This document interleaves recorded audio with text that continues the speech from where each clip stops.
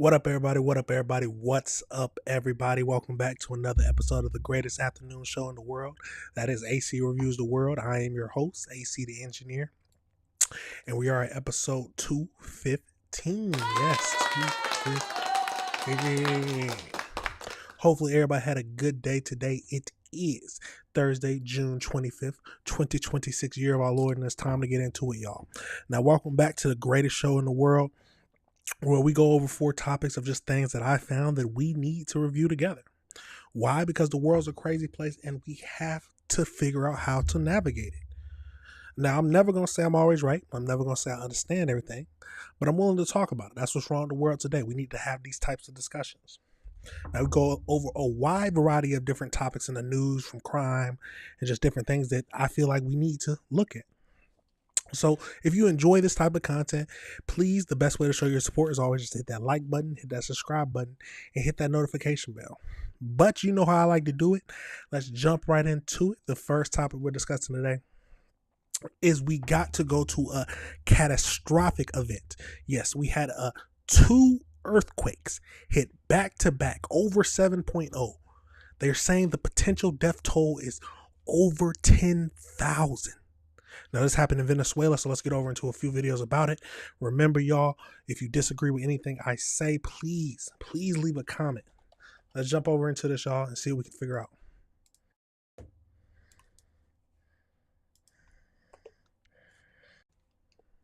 We begin this morning with breaking news out of Venezuela, where a state of emergency has been declared after 2 powerful back-to-back earthquakes struck last night.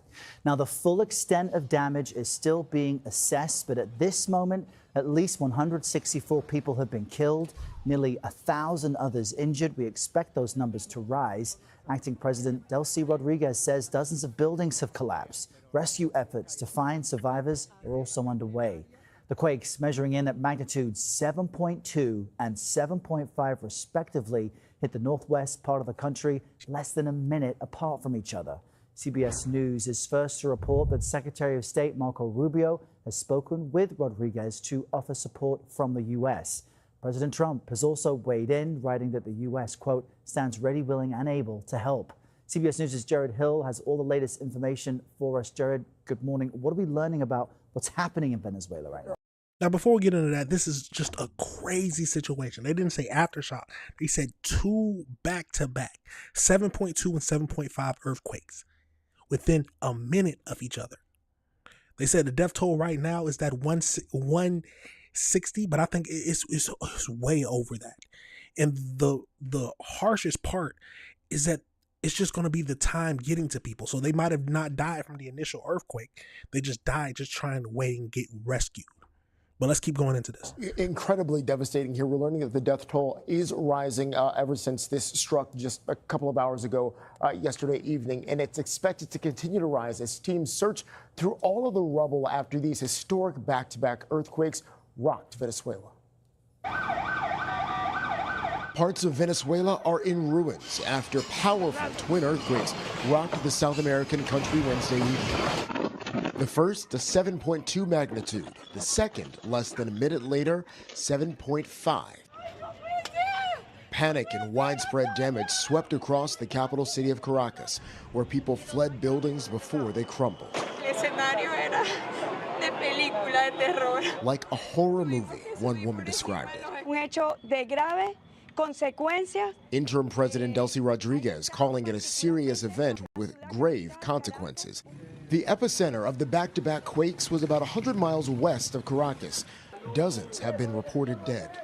Secretary of State Marco Rubio announced the U.S. is sending search and rescue teams, medical resources, and humanitarian assistance to Venezuela immediately. It was like a minute and a half. The entire house shaking. And after living through this disaster, Rafael Punceles says he's concerned about the long-term impacts on the country. It worries me that with the economy as it is, this is going to be a big hit to our economy, because probably there will be a lot of damage. Rescue crews are now combing through the rubble of collapsed buildings, searching for signs of life. sometimes finding moments to applaud in the midst of the devastation. All as families and neighbors wait for answers, in a new, uncertain future. The economic impact that an earthquake like this or earthquakes like this has on a community, a small community like this, and just the region in general is unimaginable. The amount of resources it's going to take to pick this situation back up, or at least pick the community and the region back up, it's going to be unthinkable. We got to pray for people because, like I said, their potential deaths, they're saying, is over 10,000. Let's keep going. Now, for context here, these earthquakes are some of the strongest to hit Venezuela in about a century. The shaking so intense, it could be felt throughout that country as well as parts of Colombia and Brazil.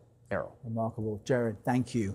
We're joined now by Emil Okal. He's a professor emeritus in the Department of Earth and Planetary Sciences at Northwest University, joining us from Illinois. Good morning, Professor. As we assess the full extent of damage here, just help our viewers understand how rare it is that there are back-to-back earthquakes and within a minute of one another. Well, this is not terribly unusual in that an earthquake rupture depends on the presence of asperities on the fault and so on, and therefore it does not always proceed in a smooth, continuous way. And for the rupture to stop for maybe 20 seconds or 30 seconds or so is not in itself particularly unusual. On the other hand, the earthquakes were not separated by enough time to allow for people to evacuate buildings. So this is, in a sense, unfortunate that there was no time for all these people to evacuate between the two earthquakes. Yeah, no time to evacuate. I understand this also took place on what was a holiday there in Venezuela, so many people were at home. What about the depth of the earthquake? Sometimes that gives us a hint to the scale of the damage. What do you know about that? Yes, well, the depth is what we call in seismology shadow earthquakes, anywhere from maybe the surface to 30, 40 kilometers down into the earth. And for an earthquake of this size, probably the rupture involved several tens of kilometers or miles into the earth. And of course, the shallower the earthquake, the more damage it can make. Now, what is quite important to realize is that these events took place quite a distance from the capital city of Caracas, to the west of Caracas. And incidentally, they took place at about the same location that there were two also very similar earthquakes in 1967, except that they were much smaller. They were probably magnitude 6 or so. But the scenario was kind of similar, and they took place maybe within a few tens of kilometers of the recent ones. They took place inside, on land, or below the earth, below the land of Venezuela. They did not take place underneath the Caribbean Sea, and therefore the tsunami damage, if there was any, was very minor. It did not reach very large heights of waves, and certainly did not propagate to distance across the oceans. Now we got the gist of this. Let's go over to the next video. This report from our international correspondent John Sparks contains footage showing the moment a building collapses, which you may find distressing.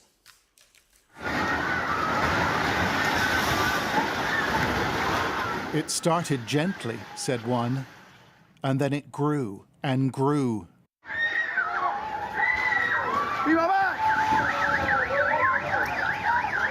The earth ruptured in Venezuela by two powerful earthquakes. The gap between the first and second, just 39 seconds. Shocked and bewildered, the residents of the capital spill out onto the streets. I truly can't imagine the type of fear that would be going through my mind at this point. Worried about my family, worried about myself. Jesus. This man is looking for his mother, Maria.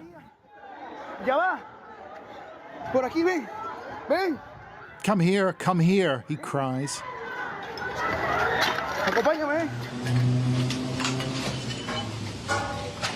It was a national holiday.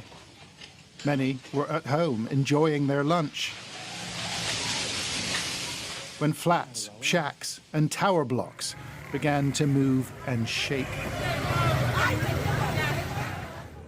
This is the coastal strip in La Guaira on the Caribbean Sea, much of it reduced to rubble. The remains of a 4-star hotel now sits on top of the glass-fronted reception. Here, a resident films from his balcony, capturing the cries of despair and terror from this devastated coastal community. I truly don't know if I'll be in that building right now. These quakes are the most powerful to hit the country in a century. And we see the violent energy they produced sweeping through the capital's international airport.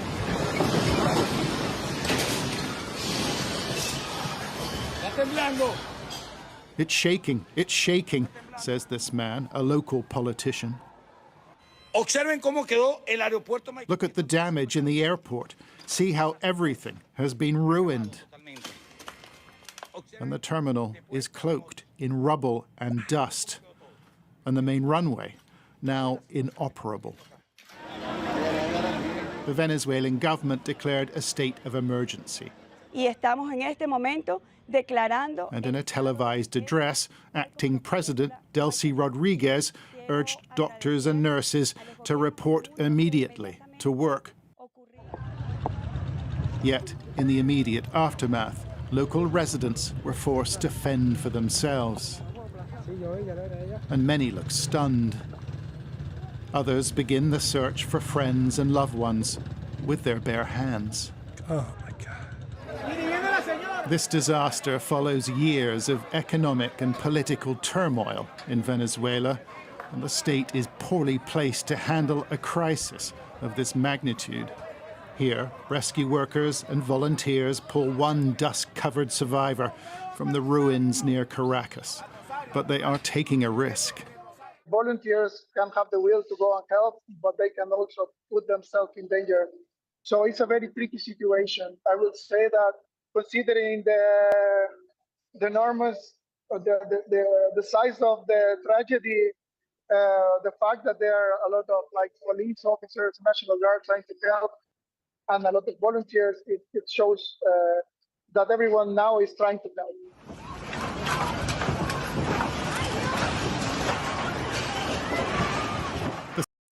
Absolutely tragic, y'all. In situations like this, the world has to truly come together. Let's get over into that AI breakdown, because we got to look and see what else we can truly make of this whole situation. So as we know, at least 188 people have died and more than 1,520 people are injured after the catastrophic double earthquake. The devastating back-to-back tremors, a 7.2 and a 7.5 magnitude, occurred near the Caribbean coast and represents the strongest seismic activity recorded in the country in over a century. They declared a state of emergency. So officials reports from the National Assembly president placed the death toll at 188, but the U.S. Geological Survey warns final numbers could exceed 10,000 fatalities due to the collapse of the unreinforced masonry structures.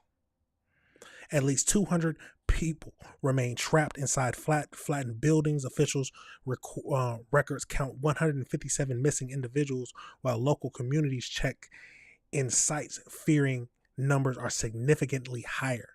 So at least 2,927 families have completely lost their homes. Officials designated a disaster zone. The UN noted that over 100 buildings have collapsed here alone, including major structures. The capital suffered widespread infrastructure failures. Heavily populated areas have suffered the highest building devastation. Severe infrastructure damage is reported across the different regions. We got different places that are closed indefinitely. The airport, internet, mobile connectivity, and electrical grid are entirely down across large sweeps of the northern coastline. All public schools have been canceled. Over 138 aftershocks have shaken the region. Oh my God. The interim government has authorized an immediate $200 million emergency fund utilizing the International Monetary Fund. Specialized search and rescue, medical resources, and humanitarian personnel are currently arriving from the United States, Mexico, Spain, Qatar, and the United Nations. And then we got different aid groups that are on the ground. Wow. Absolutely crazy. See, I've heard that the missing number is way higher. Okay, the exact number of missing people varies dramatically depending on the reporting agency, with official government figures at 157 people, while independent and crowdsourced platforms report between 11,000 and 40,000 people are unaccounted for. The wide gap in numbers highlights the current chaos and infrastructure collapse. Wow. Absolutely crazy. Absolutely tragic situation, y'all. We got to pray for everybody on that side, and just it's going to take time to heal and time to find everyone. But we will keep up with the story, keep up with the amount of death, but absolutely tragic. I hope for God's sake that that the numbers don't reach that crazy number of 10,000.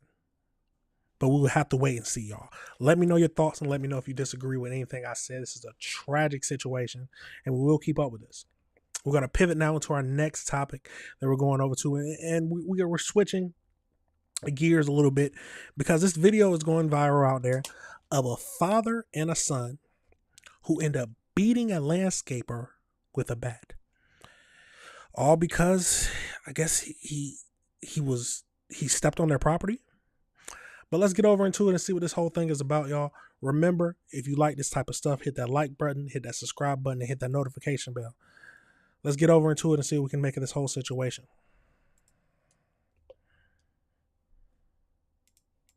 Well, Rich, Aaron, according to the landscaper, said he was working at this house here on Grant Street in Massapequa Park. He was hired by the son of the homeowner here to do work.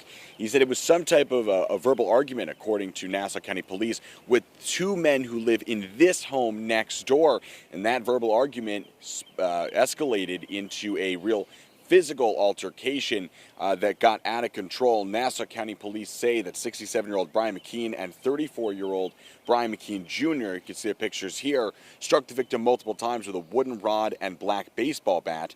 The incident happened just before 2 yesterday afternoon. Now, according to the victim's brother, the landscaper suffered bruises all over his body, along with injuries to his collarbone, left arm, and hand.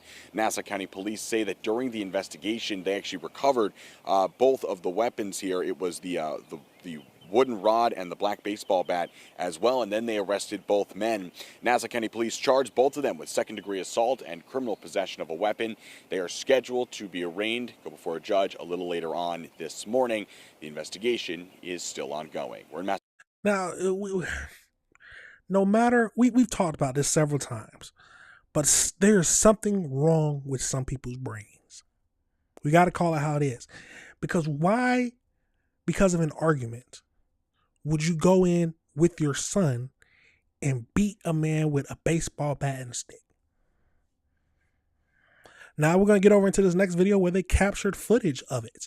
And we hear from the defense attorney that it was all self-defense. Let's get over into it. A father and son are now facing charges after police say that they attacked a landscaper who was just working on their neighbor's lawn. Surveillance video captured this beating in Massapequa Park. News 4's Paisley Chang has more on what the landscaper says sparked the confrontation. Oh man, I'm all messed up, banged up, tired. It's like worn out. I got a serious headache. Tony Ayala feels fortunate to be able to talk and stand today after this beating he suffered that was captured on video. Police arrested the two men who allegedly beat him with a metal bat and a stick. He's yelling at us saying, he's like, hey, stay the F off my property. I was like, excuse me, sir, what do we do? He was like, you drove out my driveway. Ayala says 67-year-old Brian McKeon was angered that Ayala had used this sidewalk in front of his house to access the neighbor's house on Grant Street, a property he maintains weekly. He was like, don't walk on my property. I explained to the gentleman. I said, hey, sir, guess what?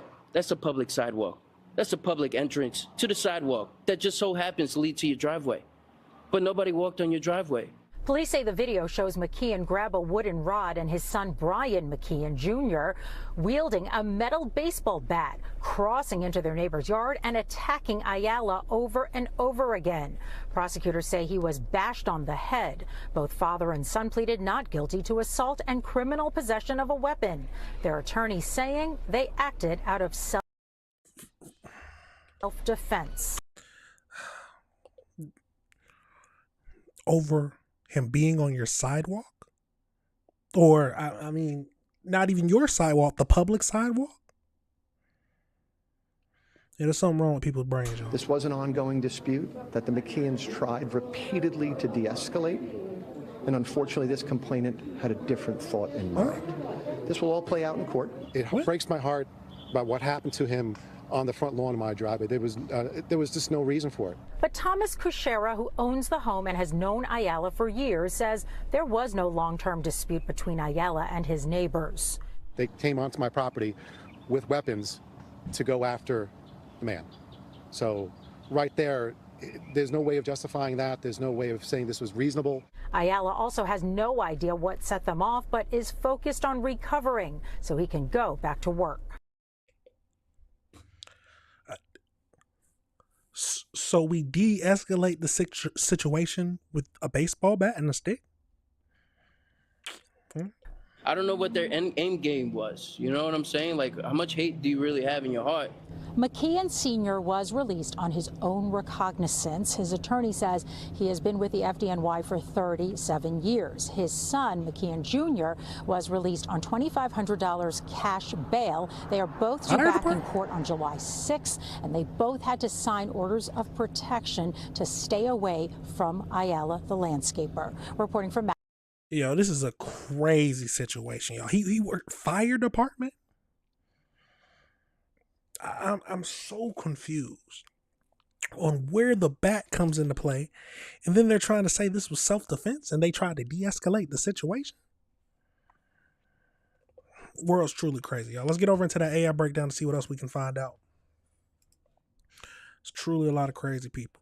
So we got a father and son arrested in New York after a violent dispute with a landscaper. On June 23rd, Brian, 67, and his son Brian Jr., 34, allegedly attacked the landscaper Tony with a metal baseball bat and a wooden rod while he was working on the neighbor's yard.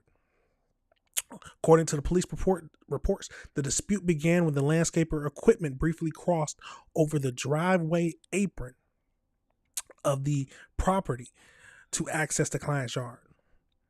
A verbal argument quickly escalated into a physical violence. Surveillance footage from the neighbors captured the suspect striking him multiple times.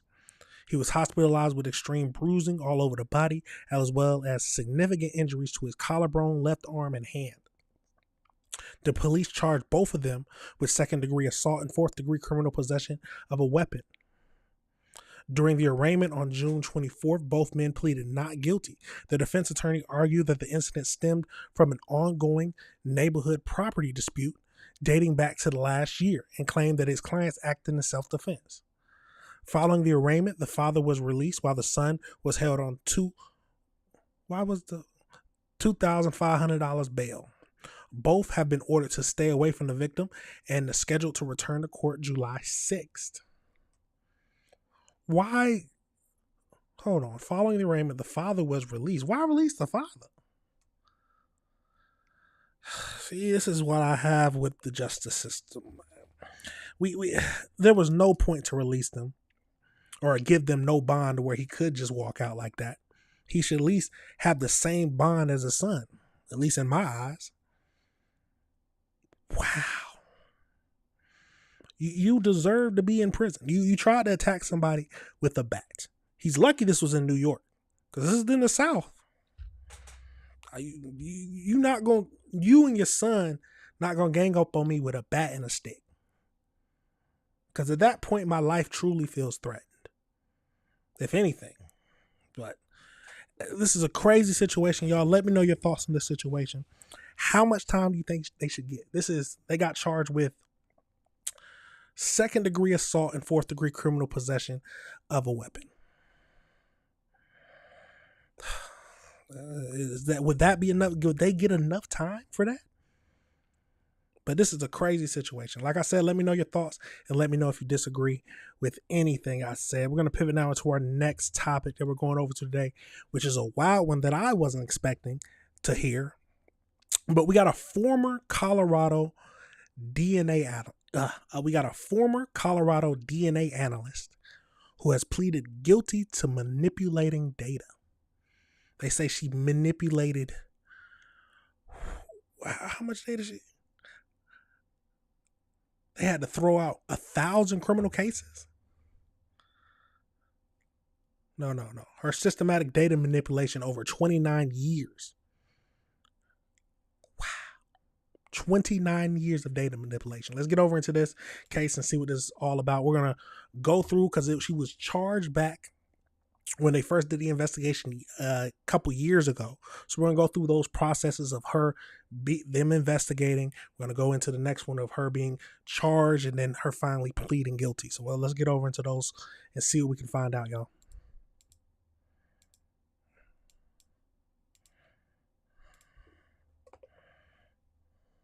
102 felony charges were just handed down to a longtime state scientist accused of mishandling DNA testing in at least 500 criminal cases. Police say Missy Woods manipulated data in cases across her 29-year career, and CBI has already reported an $11 million loss. Well, now we're learning that financial loss could be even bigger as cases like this man start to reverberate throughout our state's legal system. For 30 years, Michael Clark has declared his innocence. Today, the 49-year-old husband and father of 3 is serving a life sentence without parole for first-degree murder.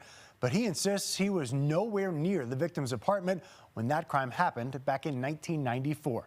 Now, the charges against Missy Woods could bring his conviction into question. Your reporter, Gabriela Vidal, joins us live outside the jail where the disgraced scientist is sleeping tonight. Gabby.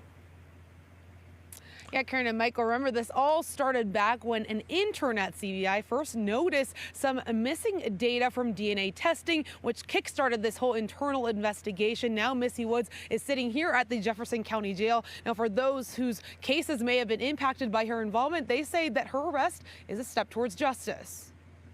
Hopefully this is the beginning of vindication. Attorney Adam Frank says his client, Michael Clark, has been fighting for his freedom and to be reunited with his family since 2012, when he was convicted of the 1994 murder of Marty Grisham in Boulder.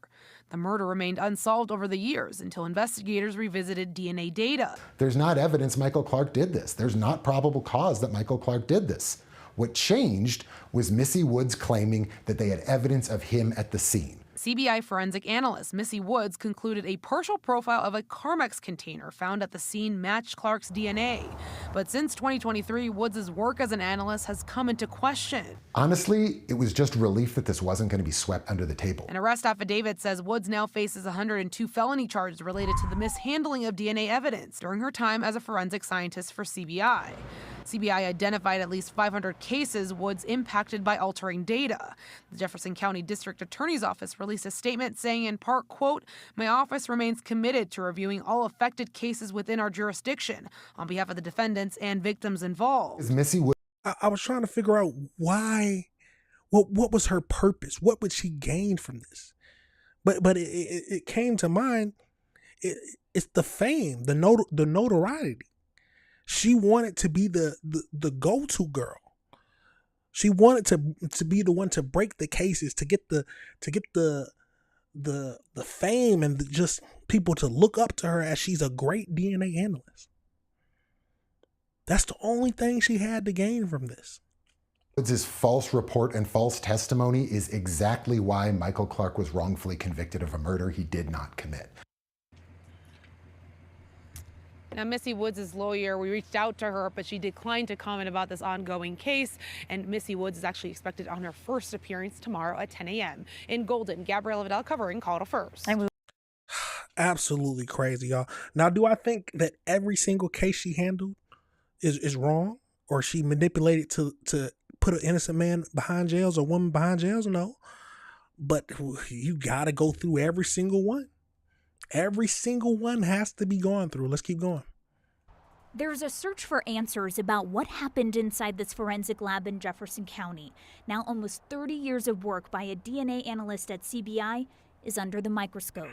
It's fairly bad. Whenever you have a lab analyst that alters data in a forensic case file, that's bad. Phil Danielson is an expert witness on DNA. He says what CBI has discovered in Missy Woods' work raises so many questions. You're going to court and you're presenting the jury with an incomplete or, in fact, an untrue representation of the evidence. An internal affairs investigation found Woods manipulated data, impacting more than 650 cases since 2008. There could be more, as the agency is still reviewing cases that date back to 1994. So the question that we're all asking is, how does this scandal, and there's no other word for it, it's a scandal from the Colorado Bureau of Investigation, impact these cases? And we're still figuring that out. District Attorney Brian Mason in Adams County wants more specifics. What is clear, though, this creates a ton of work for prosecutors who now must review cases. And it requires us now to not only review those cases and determine whether or not they need to be relitigated in any way, it means calling victims and victims' families and explaining to them the case that was resolved years ago now may not be resolved anymore. The agency says Woods didn't make up DNA matches. Instead, she cut corners and excluded some results. After Woods worked on cases for decades, CBI became aware of potential issues last September. The timeline is creating questions too. Exactly how did this come to light? Colorado's public defender office says this investigation will likely mean many criminal cases will be reopened. They want to know if anyone has been wrongfully convicted. Woods' attorney says his client has never given false testimony that's resulted in a false conviction. Of course they said that. Of course. Well, let's get over into this next one where she actually pleads guilty, y'all. A former DNA analyst accused of routinely mishandling evidence for nearly 20 years pleads guilty. Prosecutors agreed to drop nearly 100 other counts against Missy Woods after she pled guilty to 4 charges. Woods worked for the Colorado Bureau of Investigation, and prosecutors say she manipulated data in countless criminal cases. The most recent known cost to retest evidence and review convictions is estimated at more than $11 million. But there's another cost to the victims of crime and maybe to people who were wrongfully convicted. Alan Janae reports. This is a guarantee of prison time for Woods. The CBI still maintains it has found no evidence that she falsified any DNA matches. But she intentionally left DNA samples out of tests or reports. Investigators allege that Woods did things like deleting findings of what are called specific values in more than 30 sexual assault cases. She was accused of submitting reports that said no male DNA was found when there was, in fact, male DNA or possible contamination. That should have been retested. Ms. Woods, anything? Missy Woods coming out of court with nothing to say after a brief plea to reduce charges. Count 1, cybercrime. How do you plead, guilty or not guilty? Guilty. Yvonne Missy Woods ticked off 4 guilty pleas. The plea deal with the DA in Jefferson County, where she was charged, will mean a guaranteed prison sentence of between 8 and 16 years. Today, Ms. Woods accepted responsibility not only for individual acts of misconduct, but for the full scope of criminal conduct that spanned decades, said District Attorney Alexis King in a statement. The decades of damage, however, is far from being known. Just the shakeup in the criminal justice system has got to be enormous here. Now, here's a question. Do you think that they said that she was sentenced between 8 and 16 years? Do you think that's enough time? Do you think that that brings justice? Because she's been doing this for 30 years. They got to go back and look at her cases. There's a possibility that she had someone locked up in jail who didn't do it for 30 years.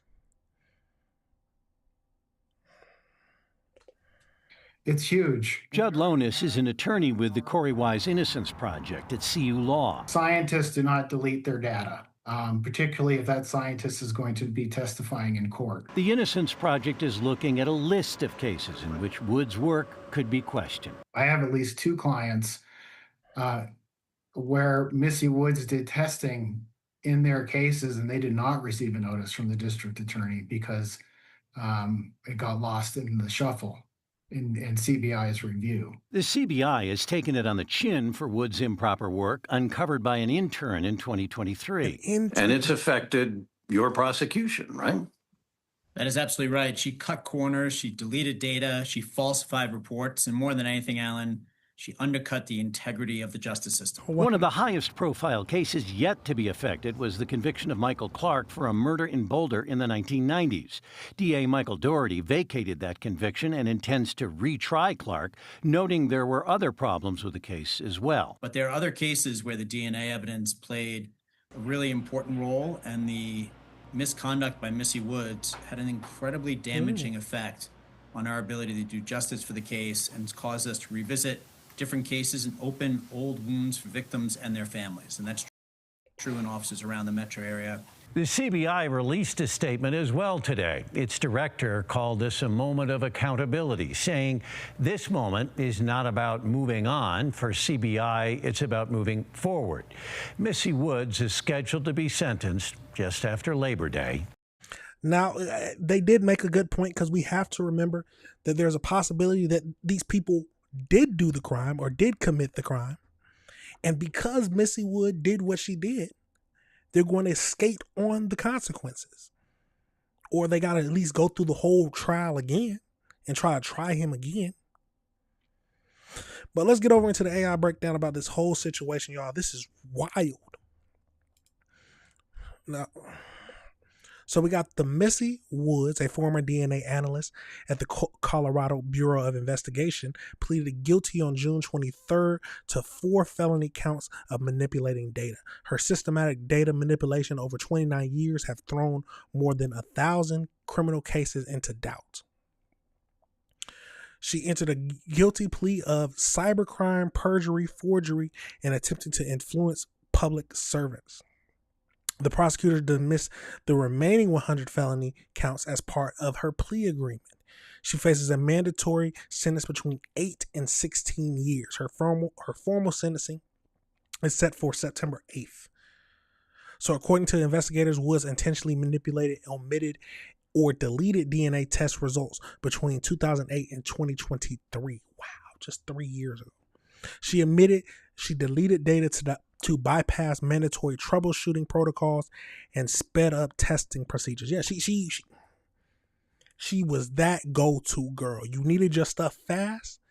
She was quick enough to get everything ran, and they assumed following the right protocols. In over 30 sexual assault cases, she deleted data showing low quantities of male DNA so she wouldn't have to perform additional time-consuming tests.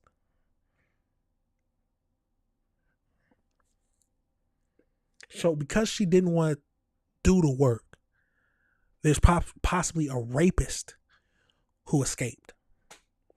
Okay. I don't know if 8 years is enough. A minimum, because she might get, that's the lowest she can get is 8 years. An internal investigation showed that she exploited a heavily organizational focus on high production and speed to hide her tampering.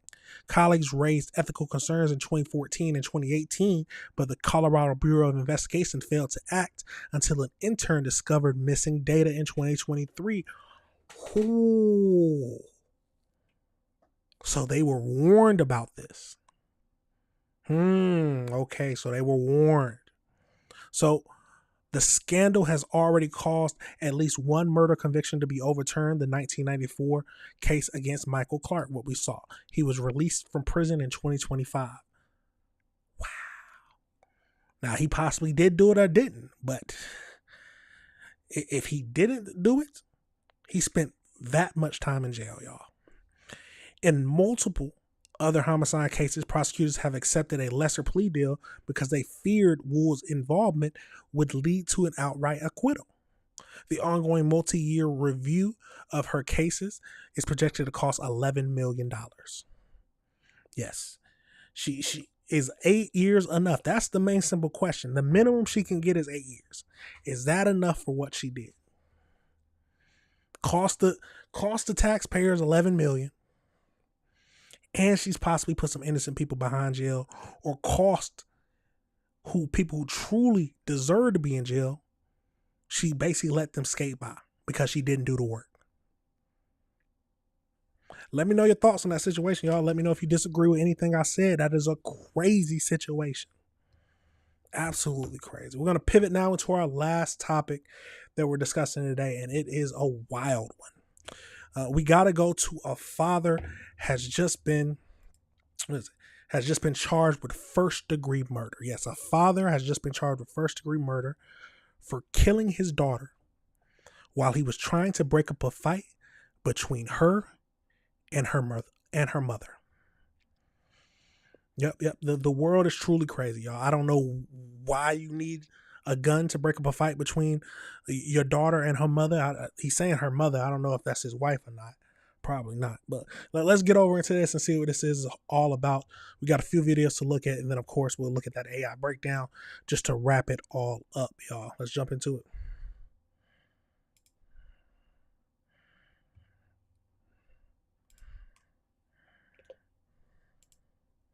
Oh, sorry about that.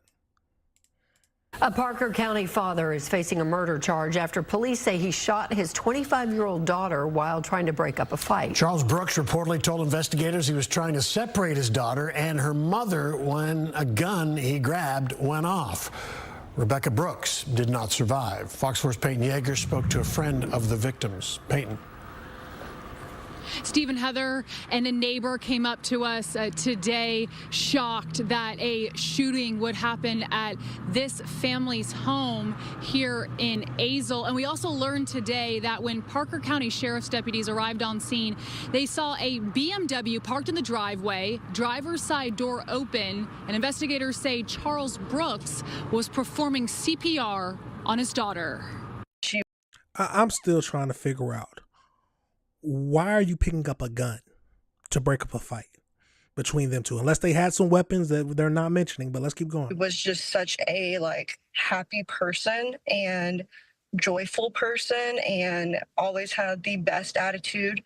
Always one who was very adamant about making people feel welcomed. Photographer Brianna Tucker taking these photos of her friend, 25-year-old Rebecca Brooks. The two on set for photo shoots often, and a friendship blossomed. An incredible mom, an incredible just person and friend, and just, she never met a stranger. Once I heard, especially how it happened, I was sick. The Parker County Sheriff's Office says 61-year-old Charles Brooks shot and killed his daughter Rebecca during a dispute on Father's Day. Deputies arrived at the home off Antler Ridge Court just before 10 p.m. Sunday. Rebecca Brooks shot once in the chest. She was later pronounced dead. Investigators say Charles Brooks immediately admitted to responding deputies he shot his daughter. Once the Texas Rangers took over, Charles Brooks provided his account. According to an affidavit, he said his wife and daughter were in a fight inside the house in the entryway, and he intervened trying to separate the two women. Brooks said, quote, he grabbed the 9mm handgun, inserted a loaded magazine, and pulled back and released the slide to load a bullet into the chamber of the gun before going over to attempt to break up the fight between them when the gun went off.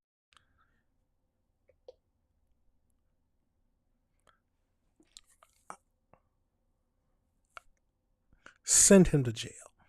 That's all I gotta say. Send him to jail. What are you doing picking up a handgun, loading it to go break up a fight between your daughter and at least your baby mama?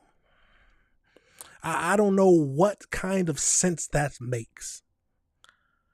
This is crazy, y'all. Charles Brooks, charged with murder, still in the Parker County Jail with a bond set at $2 million. Friends tell Fox 4 News Rebecca leaves behind a young son. Praying for her family, and her little boy. And Parker County also told me today they are not releasing any more information. They have brought in the Texas Rangers, so it's still unclear what led up to the initial altercation and why Charles Brooks grabbed a firearm. They tell me it's still being investigated through interviews. I'm trying to figure out what exactly he's going to plead for. Because you know he's going to plead for not guilty. And it's probably going to be some stupid reason. He's probably going to try to claim self-defense. Which I don't know how he's going to do that. But let's get over into this AI breakdown, y'all. So we know Charles Brooks, 61, was arrested and charged with first-degree felony murder after fatally shooting his 25-year-old daughter, Rebecca Brooks, while trying to break up a physical fight between her and her mother. The incident took place on Father's Day at his private residence. So authorities responded to the 911 call regarding a gunshot victim at the home. Deputies arrived to find the father performing CPR on his daughter in the entryway. Life-saving efforts failed, and she was pronounced dead at the scene from a single gunshot wound to the chest. According to the sheriff's office, he admitted to investigators that he retrieved a 9mm handgun, inserted a loaded magazine, and chambered a round before stepping in to separate the fight, to separate the two women. Do they fight so hard you got to pull out a gun? I'm confused on what type of family dynamic he created, because ultimately he created this family. So what kind of dynamic did you create? So Brooks claimed while he was actively intervening in a physical altercation, the weapon discharged. Yeah, you need to go to jail for murder. Brooks faces first-degree murder. He is being held at the Parker County Jail on $2 million bond. The Texas Rangers are assisting local sheriff's deputies in the ongoing investigation.